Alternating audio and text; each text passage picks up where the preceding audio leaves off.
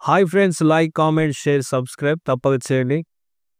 మొన్నటి దినం దేశపేటలో మహారాష్ట్ర చెందిన కొందరు భార్యాభర్తలు రోడ్డు మీద వెళ్తుండగా ఒక సెల్ ఫోన్ ఒక అతనికి అమ్మారు.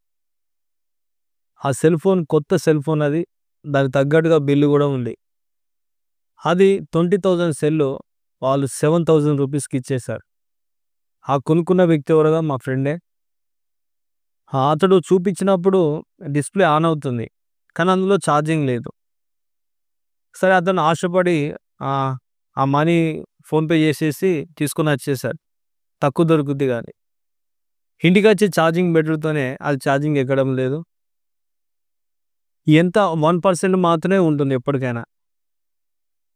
అరే ఏంది ఇది అని తీసుకొని సెల్ షాప్లో చూపిస్తే ఇవి డ్యామేజ్ సెల్స్ అంటవి.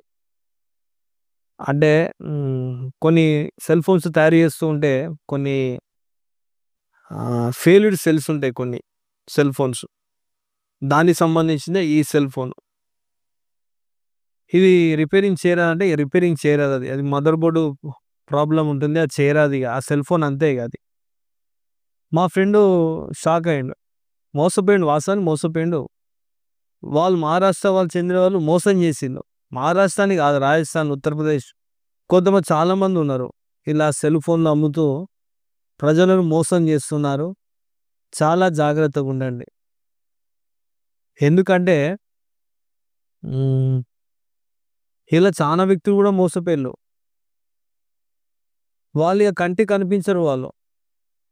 వాళ్ళు ఎక్కడి వాళ్ళో కూడా నీకు తెలియదు. వాళ్ళు తిరుగుతూ ఉంటారు. ఇక మళ్ళా ఒక ప్లేస్కి వచ్చి మళ్ళీ ఆ ప్లేస్కు వాళ్ళు రారు. వేరే ఏరియాకి వెళ్ళిపోతూ ఉంటారు.